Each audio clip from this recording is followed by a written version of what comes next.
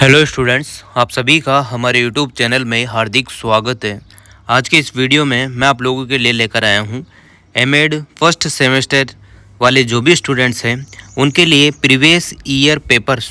ठीक है, तो आप लोगों को वीडियो पूरा देखना है और 2 पेपर मैंने पहले अपलोड कर दिए हैं।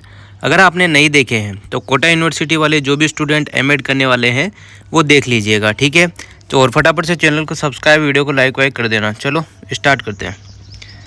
एमएड सेमेस्टर फर्स्ट एग्जामिनेशन दिसंबर 2023 का आपका पेपर लगेगा, दिसंबर 2023 वाला। ठीक है ना, मार्च में वो पेपर लग रहे हैं और ये दिसंबर 2022 का पेपर है, यानी कि जस्ट पिछले साल का बात करें तो।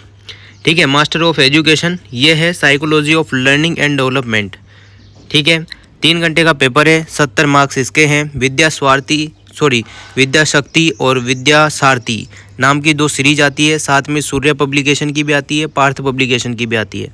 तो आप जिसमें से भी पढ़ना चाहते हैं पढ़ लीजिएगा, आपको हिंट मिल जाएगा, कॉपी लिखने का अच्छा सा अनुभव हो जाएगा। ठीक है, देखो सेक्शन ए में जैसा कि मैं बार बार आपको बता रहा हूँ, सेक्शन ए में आपके 10 क्वेश्चन आएंगे, एक नंबर के 10 क्वेश्चन होंगे, 20 शब्द आपको लिखने हैं, ज़्यादा नहीं लिखने हैं। ठीक, अब बात करते हैं बी सेक्शन वाले पार्ट की। तो बी सेक्शन वाला जो पार्ट है उसमें आपके 10 क्वेश्चन आने हैं। उसमें से आप लोगों को प्रत्येक इकाई में से 2 क्वेश्चन आएंगे, जिसमें से 10 क्वेश्चन में से 5 क्वेश्चन अटेम्प्ट करने हैं, यानी कि एक इकाई में से 2 क्वेश्चन आने हैं, 2 में से 1 आपको करना है। 5 इकाई है, 10 क्वेश्चन है, 5 क्वेश्चन ही करने हैं। 6 नंबर का 1 क्वेश्चन रहेगा, 30 नंबर के टोटल रहेंगे। 250 शब्द लिखने हैं, उससे ज़्यादा नहीं लिखने हैं।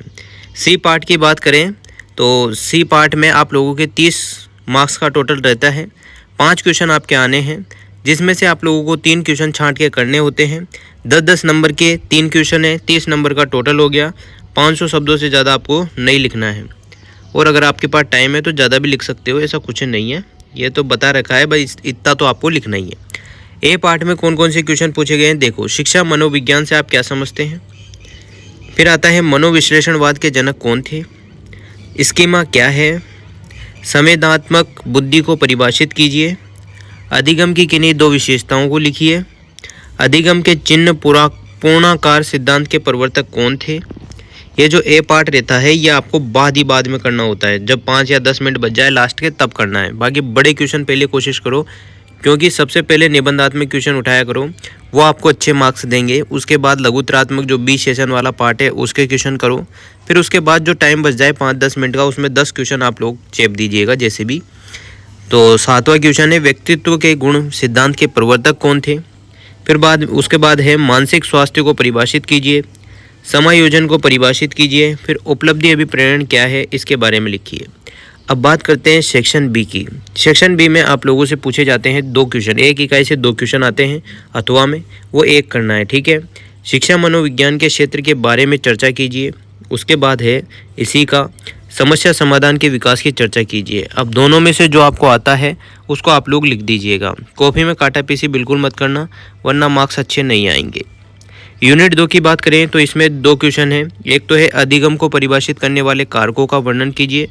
उसके बाद है गेने के अधिगम सिद्धांत की चर्चा कीजिए। दोनों में से जो आपको अच्छे से लिखना आता है वो लिख दे सकते हो। यूनिट 3 की बात करते हैं तो एक क्वेश्चन है केटल के व्यक्तित्व सिद्धांत की चर्चा कीजिए, और उसके बाद है व्यक्तित्व के विकास की चर्चा कीजिए। दोनों में से जो भी आपको सही अच्छे से आता है वो आप लोग कर सकते हैं। चौथी यूनिट की बात करते हैं तो उसमें है अध्यापक के मानसिक स्वास्थ्य को प्रभावित करने वाले कारकों की चर्चा कीजिए। उसके बाद है अगले पेज पे चलते हैं, उसमें है विद्यार्थी के मानसिक स्वास्थ्य को सुधारने की तरीकों की चर्चा कीजिए। दोनों में से जो आपको आता है वो कर सकते हो। यूनिट 5 की बात करते हैं तो उसमें है अभिप्रेरणा के प्रकारों की चर्चा कीजिए, और उसके बाद है सृजनात्मकता के लक्षणों और विशेषताओं की चर्चा कीजिए। दोनों में से जो आपको आता है वो करना है, 1 करना है। ठीक है, सेक्शन सी में 5 क्वेश्चन आपके रहेंगे, 3 क्वेश्चन आपको करने हैं। अब 5 क्वेश्चन मैं पढ़ के सुना देता हूँ, जो अच्छा लगता हो वो वैसा आप लोग पिकअप कर सकते हैं, लिख सकते हैं, मतलब है ना। जीन प्याजे के संज्ञात्मक विकास सिद्धांत का वर्णन कीजिए। जीन प्याजे की एक क्लास मैंने अच्छे से समझा रखी है, आप लोग अगर देखना चाहे तो देख ले, एक बार में आपका काम आसान हो जाएगा।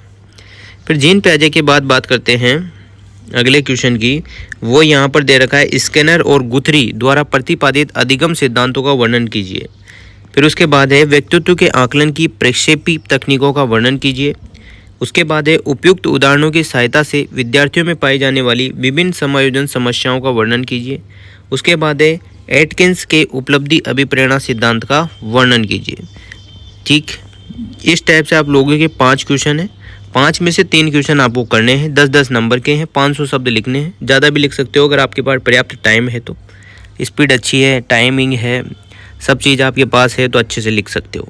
1.5 घंटे में पहले निबंधात्मक 3 क्वेश्चन कर लो, फिर उसके बाद सवा घंटे के अंतर्गत वो 5 क्वेश्चन कर लो बी पार्ट वाले, और फिर ए पार्ट के जो 5 या 10 मिनट बचते हैं उसमें 10 क्वेश्चन कैसे भी करके लिख दो। आ रहा है तो भी ठीक, नहीं आ रहा है तो भी ठीक। इस टाइप से आप अगर करोगे, इस चीज़ को फॉलो करोगे, तो आपके ये मान के चलो कि 70 नंबर का पेपर होता है तो 60 प्लस तो आपके आ ही जाएंगे। अगर आप अच्छे से थोड़ा बहुत पढ़ के भी गए हैं, थोड़ा बहुत अपने कॉमन सेंस को भी यूज कर रहे हैं, लिख भी अच्छे से रहे हैं, तो आराम से बढ़िया नंबर आ जाते हैं। उम्मीद करता हूँ 2 पेपर पहले भी अपलोड कर दिए, वो आप लोग देख लेना। ये तीसरा पेपर है, ये भी देख लो, ठीक है। उम्मीद करता हूँ दी गई जानकारी आप लोगों को काफ़ी सही लगी होगी। अगर वीडियो अच्छी लगी हो तो like, comment, share and subscribe. Thanks for watching.